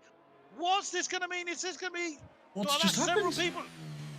Manley missed his breaking point, hit Longe, spun him round, and that's everybody into the pits because the safety car is now out, and now Jarno is in the lead. I don't believe what I am seeing. That was an absolutely massive piece of chaos in the final corner there. All caused by Manley getting it wrong by the sound of things, but then it's unfortunately, Longe, who is the big man to get screwed over by that. Not only does he lose all those places, he loses all those points, he's DNF'd from the race. His car cannot continue, and Tom Manley gets to continue. There will be a steward's inquiry for sure. It was a massive pile-up at the front of the field there. Plenty of drivers involved, plenty of front wings snapped and broken too. And of course, as you say, the one man who firmed it out on those medium tyres up front, Jarno Uppmeer. Has this played into his hands, or are these soft tyres, this legion of 14 soft tyre runners behind him, are they going to be a real threat? He is the only man right now. He's like that meme from The Simpsons where Homer is sat in the bar and everybody around him is all the soft tyre runners. Jarno on those 3-lap old mediums. Does he have what it takes? Well, we know he does. We know he's got the minerals. He's got the caliber. He's a 2-time F1 Esports champion. He's a WOR champion. He's all the champions. He's won everything there is to win. But can he find a win here now against all odds? Whoa, and it's your boy, Isran Pookie, at the front of the pack that is going to be the first man, or potentially the first man, to put the pressure on Uppmeer for the race lead. I can see exactly why Jarno went for it. I mean, throw the dice. Why not? He was down in 13th or so with no one else due to make a pit stop, or very few ahead of him to pit. It wasn't looking likely that even Jarno Uppmeer was going to work his way through the pack. And now he potentially leads. He is going to have to drive some of his best defensive racing of his esports career. Now, how long is the safety car going to stay out for? Well, the pack is all condensed now, so I would suspect it's got one more lap to go. It cannot suddenly pull into the pits. It's generally around where Sector 3 begins is where the decision is made. It's not an exact rule. Each track is different on where that safety car decision is made. But with the pack now pretty much formed, it's a fair bet that the safety car will be in this lap. 5 racing laps is what we are facing for Jarno Uppmeer to defend against a squadron of soft runners. And it's like a pack of piranhas waiting to take their bite out of him. Wow, this... And I bet you he is loving this. I bet you he's going to enjoy every second of this. Well, I mean, we'll see how it... if it goes well. If it goes well. If it goes badly, then I'm sure he'll have a few things to say. But he's rolled the dice. Let's see who is going to come out on top. Oh, I don't have a good feeling about this. This is going to be 14 people all clambering for position on fresh soft tyres. This could get messy. It's been a good race from the racing standards point of view so far, barring that incident with Manley and Longe, just to bring out this safety car. At least that we've seen here on the broadcast. Maybe there's some bits that we've missed, but either way, it's looked somewhat respectful throughout, I would say, on the most part. And, well, maybe all that kind of gentlemanly respect is about to be thrown out the window here. The gloves are going to be well and truly off. As I think it's going to end up being, what, like you say, 4 racing laps, depending on when this safety car elects to come in. We're about to be rounding into the 3rd sector shortly. And as you mentioned, that is normally where we start to see an indication as to whether the safety car is going to be in this lap or not. We'll soon see as it crosses into that area now. We're going to have one more lap behind, or are we going to stick with it? But yes, we're in. Okay. Okay. Time to strap in, folks. If you have anything to do, put it on hold, because we're about to have 5 laps of absolute wheel-to-wheel, hardcore racing, and I hope you're ready for it. Oh, come on, chat. Who is your money on? Let's see it. Who is it going to be? Will Jarno show his true talents and fend off the advances of Pookie, Paragic, Tom Manley, who could well be... I'm fairly sure it was a mistake. It wasn't anything malicious. But it happened so quickly that it was very much a blink of an eye thing. Round the final turn, and Jarno's going to have to bide his time and pick his moment well. He's still going at like pit lane speed limit here. Waiting, he's still waiting. Everyone's getting very, very impatient behind. He's just going to have to drop the hammer and hope. Away he goes. So then, who's going to have the greatest medal? They don't have to make the move on this lap. I mean, you tell this lot that. Let's see. So we've already got side by side. That's Ronra and Manly swapping round. Butcher and Spencer. But Kanye! Oh no, that's Manly. That's been sent into a spin, and he's taken Zildjian with him. Well, that's shaken up the order a little bit. But Opmir from Pookie still up top. He's got a little bit of breathing space between himself and Paragic. But look at the Red Bull nailed to the back of the Mercedes. I think that's been said once or twice in certain corners as well. But also Butcher on the back of Siriano. Mirko, whose strategy seemed to be getting him nowhere, now into second, and that's Pookie that's taken the lead through turn 11. He didn't need to wait for DRS. The Red Bull has taken the lead. Got the superior grip into turn 13 there, really got the car powered into the apex of the corner, just leveled him on the braking, and with that superior grip from those soft tyres, managed to just dismiss Opmir. Opmir is going to be praying for DRS to be activated. He's going to be praying that he can defend from Paratsis behind for long enough for this DRS to come and save him a little bit, because still he's going to be under fire. Still he's going to be under threat. Let's take a look at the ERS situation for all these guys. Opmir using, Pookie using, Paratsis already been using. Opmir's looking to have a try and have a go here at Pookie around the outside in the final corner. I've seen a few too many occasions on this track with a Red Bull and a Mercedes, and it didn't end well last time. Will it end well this time? ERS not being used here for Opmir. Paratsis uses a fair whack to try and get through and does so successfully, but Pookie still holds on to the race lead. It's nip and tuck with Opmir and Ronhar now, as Ronhar shows the rear wing to his gearbox, tries to find a way on by, but no room this time around through the first sector. Opmir holds strong. Those medium tyres doing everything they can to try and provide him as much grip as possible, but they just feign in comparison to these soft tyres. Just look at the advantage, as 0.6 of a second already been blown open by Paratsis in front. Ronhar looking for a move into turn 13, but nothing offering this time around. He can't replicate the work of Pookie from the lap before. Pookie from Paragic from currently Opmir. Then what does Thomas Ronhar have in reserve? He is buzzing around the tail end of the Mercedes like a fly on. I can't finish that sentence and you know why. But Ronhar and Donoso as well. Bearing in mind that Donoso was on a very strange strategy. He was the first man onto soft tyres. It wasn't paying off for him. He's now in the top 5. What can the Aston Martin do at this point? We will see. And here comes Ronhar on Opmir. No, he's backed out of it. He's opted, or has he? Has he? No! My goodness, they nearly come together as they now scream down to the final turn. He's trying to get on. Oh, no, they've come together. Like, where the hell did Donoso? He just banzaied the inside of all 3 of them and just up into third. I think that kind of pushed Opmir into Ronhar a little bit. Oh, God, I can't call it. Oh, no, and that was impact. That's Smith, I think, on Ronhar. I don't actually know. It is, yeah. Oh my goodness, man, that's now Ulas Zildjian with a 3-second penalty. He's been back in the pits. He's going to be here until doomsday at that rate as Ronhar nearly goes off the road. I can't call the action fast enough, but Donoso with an absolute send into the final turn. Now it looks like it's a potential podium.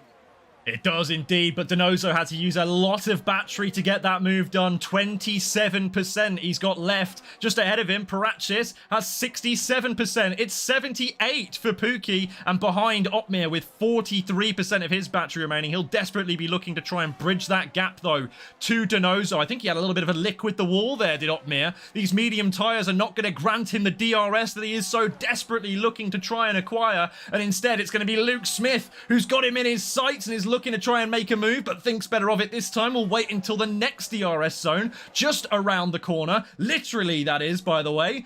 There's the DRS, activated now. Opmir, of course, left for dead without the DRS here. He's going to have to use battery to try and defend against these guys if he wants to. He's not giving this position to Ronhar by any stretch of the imagination. Luke Smith is the one who's going to try and gain up on it. Now that's going to be DRS for Opmir. He's got Ronhar to his outside. He switches to the inside of Smith. It's Ronhar still trying to out-drag the Mercedes to turn 1 and does so this time around. Now, Manly has retired from the session. That's unfortunate for him. He's got into the pit lane, but of course a really sad race for all things Manly. After starting P1, a disaster in the end. Ronhar is now leading Opmir, trying to bridge that gap to the front 3. They've got 2 laps to do it. Can they work? Oh my goodness me. You called it right earlier. If you've got something to do, put it on hold. We're in for an absolutely fantastic finish as Butcher and Smith side by side through 13 now. That's right behind where Yana Watmir is. Watch from Mercosuriano. They're still side by side as they come up to the back of the Mercedes. Oh no, that's trouble. That's a car round and Mercosuriano. Oh my goodness me, that's Samas Galan Preisnader out of the race as a result, and Butcher is facing the wrong way. That's all gone horribly, horribly wrong. Is there another safety car due? I don't know that there will be because we've got less than 1.5 laps to go. So those cars are just going to be ghosted out of existence. Oh my goodness me. One more lap to go. You said it could get messy. It is for some, but there's still more twists in the tail yet as Benham is on the case of Siriano coming through the final turn. The Williams has no DRS to defend against, but what about the top three? As Paragic sizes up Pookie now, final lap, who's going to come out on top?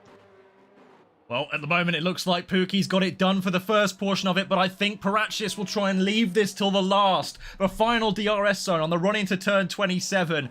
This is where he's going to be looking for his move. Can Donoso find a big send like he did on Uppmeer and Ronha? He's bridged this gap now. He's left the Dutchman for dead behind. That's a bit of a wide line there from Paracius. He's gone off track. He's lost time to Pookie, but with the DRS soon coming up, he'll recoup all of that lost time.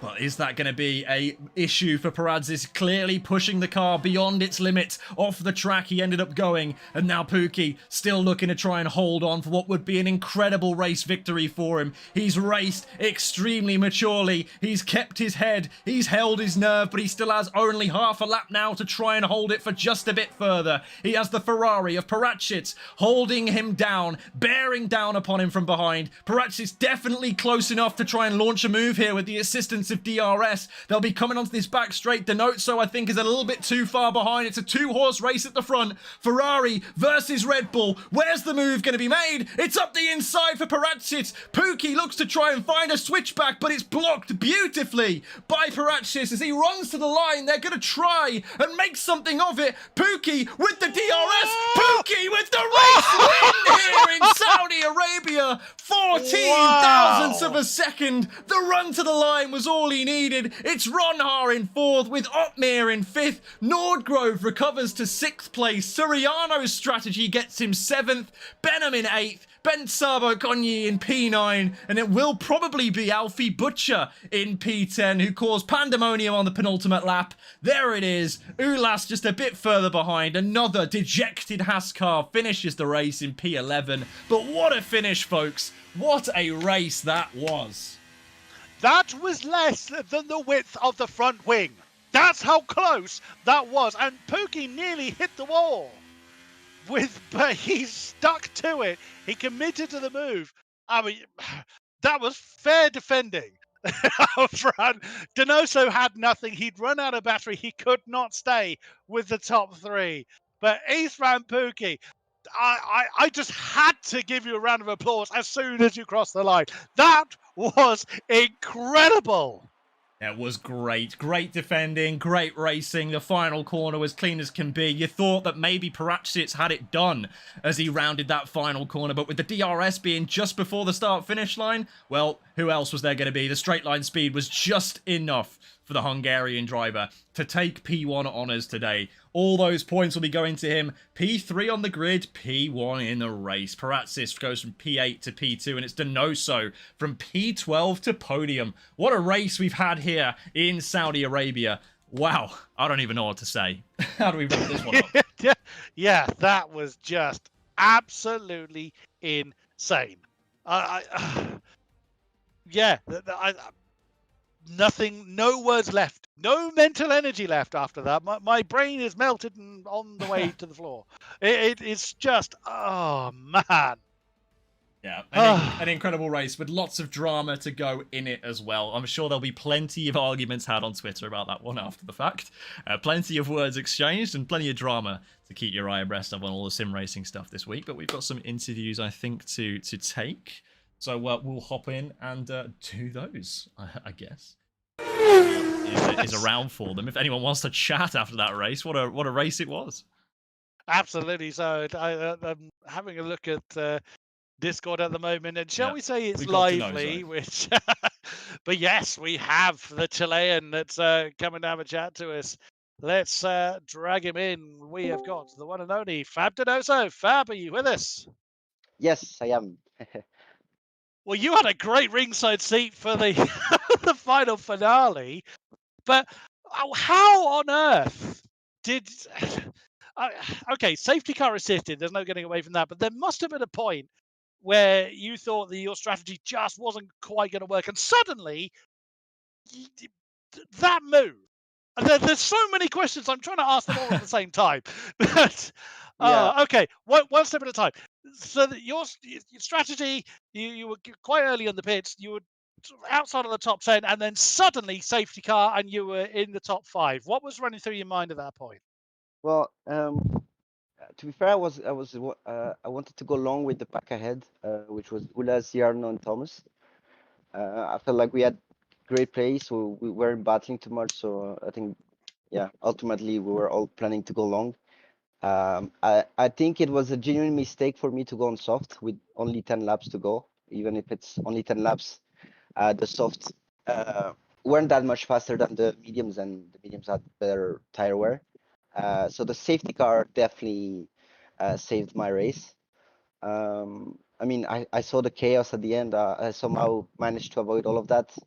Went straight into the pits again for new softs, and I found myself, I think, in P7 or P8. And I knew that they were gonna try to go for desperate moves to make the time quick ahead of me, which happened at the restart in turn 1. Again, 2 positions like that.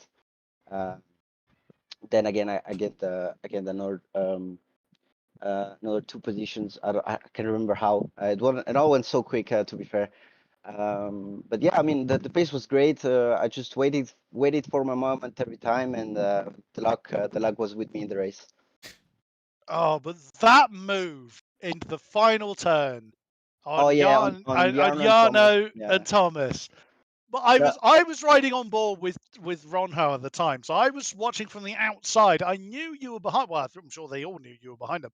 And then suddenly, a wild Aston Martin appears. That was phenomenal. I expected Jarno to be fair, I read Jarno on that move quite well, because I knew he was gonna open just enough the wheel for me to go to leave the space for a car, and I just went for it, because I knew he wasn't gonna make it easy on Thomas for him to overtake him. So I had all the inside free for me, and yeah, that was the move done. Oh man, I'm only just catching my breath now from that. That was a good one, yeah.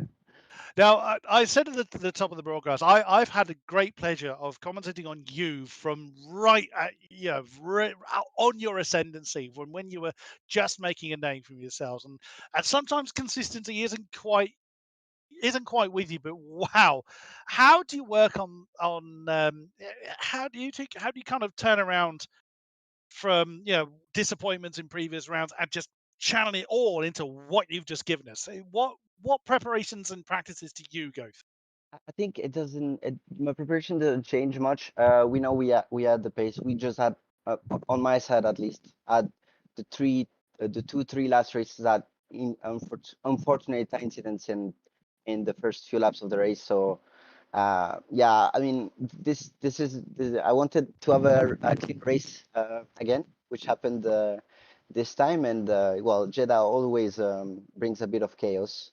And yeah, I mean, I was pretty calm. I knew as Simon as well giving me tips on staying calm and not do anything crazy, which definitely helped. I mean, P12 to P3, I'll take that every day of the week. A bit of chaos, he says. Yeah. Sorry, George, I've just jumped straight in with the questions. Asked all the questions I wanted to ask. I think it's probably about time that we give Tomek some time to have a chat with us as well. Yeah. So thank you very much for joining us, Fabrizio. Really do appreciate you coming to give us the time of day. And once again, congratulations on the podium. You thoroughly deserved it with that race. Thank you very much. Thank you, guys. Have a good evening. You too. I'm still... Yeah. Let's bring Paratsis in, shall we? Let's have a chat. You can ask more of your wonderfully worded questions in just a second. Here comes Tomek. Tomek, are you with us? Hey, yeah, I'm here. Ah, yes, you are indeed. And my God, you had no peace all race long, did you?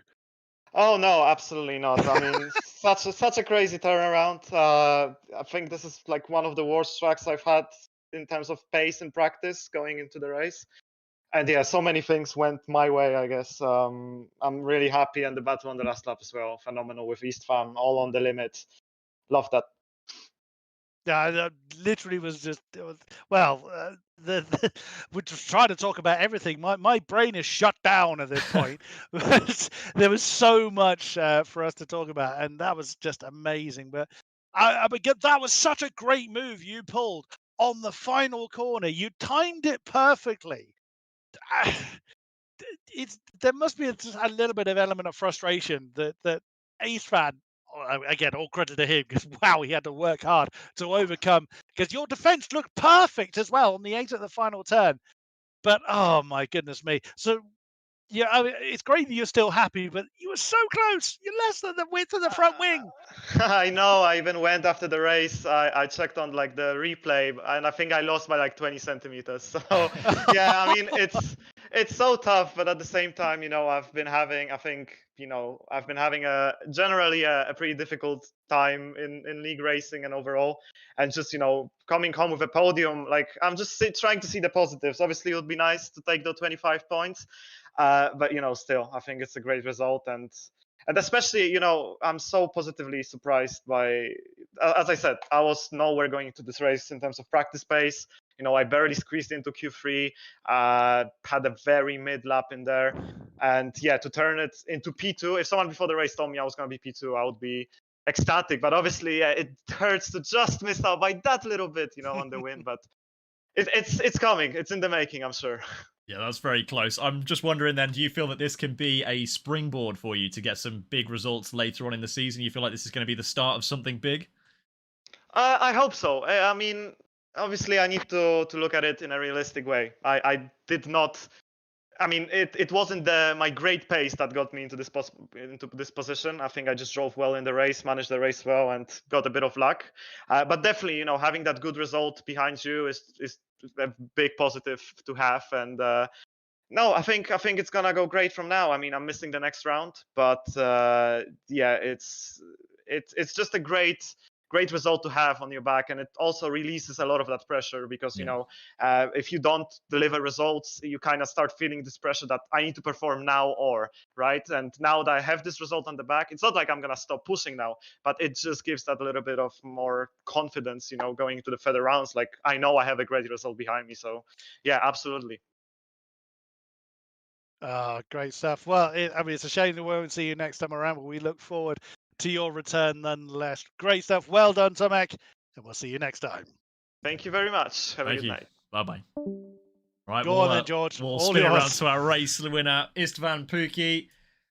Istvan, welcome. What a race for you there, winning by 14 thousandths of a second. I bet when you had that last lap lunge done on you into the final corner, you thought it was all over. Talk me through that last lap. Hello, thank you first of all.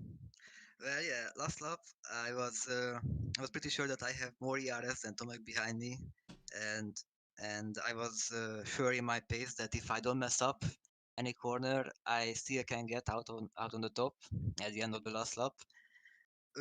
Normally in Jeddah you wanna be the second starting last lap, but yeah, with these conditions I was confident in myself that still somehow I can win this, and I was just trying to let Tomek go into the last turn because I know if I'm turning out first, probably out of the last turn, and he's right up my rear wing, then I'm gonna be second. So that was actually kind of planned out, and in the end it worked out well. So I was pretty worried when I saw that I'm not gaining too much, but when I saw that he's flashing and it was still halfway into the start finish line, I was like, come on, I must win this. So yeah, that's how it went. Amazing. Yeah, you must be really proud of a result like that. I've been commentating over you since I saw you first time maybe in Tier 3 a couple of seasons ago. You've had a really strong rise up so far, and to get a race win in Tier 1 must feel great. Your qualifying pace was good as well. You had a really strong result today. Is Jeddah one of your best tracks, or do you feel that this is maybe like the start of something really big for you as Istvan Pukki in league racing? Both, I think. I really hope. Yeah, Jeddah is definitely one of my, I would say, top 5 tracks in the game. I really like these street circuits like Baku, Jeddah, Singapore, Right. and some kind of this. So yeah, Jeddah definitely one of my best tracks, but I think in general my pace in this game is better than on the previous, and hopefully many more races like this. Street circuit specialist. You're like a regular Sergio Perez. Fantastic. Any questions from you, Chris? You got anything you want to ask? I'm still recovering. It's just, oh, Istvan, when the safety car was out, you saw that Yana was ahead of you. Was there any doubt in your mind? You saw I'm sure you realized he was on the medium tires. Was there any doubt? Was there any kind of difference in challenging Yano because it's Yano? Or was it just a case of, I know I can overtake this car?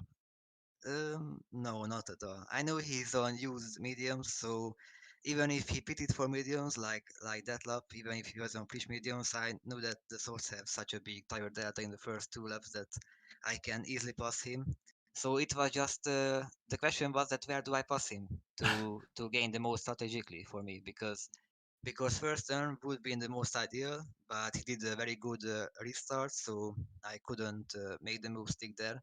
But after the first sector, I just didn't have to use the others. I was already too close, so I couldn't wait for another turn. And yeah, it just went naturally. Amazing, amazing. The move that you made at turn 13 was really good as well. Just no DRS even, just had to make the move right away. Really impressive stuff. You showed your class today. Your racecraft was on song. I think you should be very proud of yourself. I think we'll can it there though. I think that's a good place to stop. Congratulations once again on your win. Should be very happy with that, and we'll hopefully see you again on the podium next week. How does that sound? Yeah, very well. Let's write that. Fantastic. All right then. We'll see you another time. Thank you very much for stopping by, Istvan. Yeah, thank you. Ciao.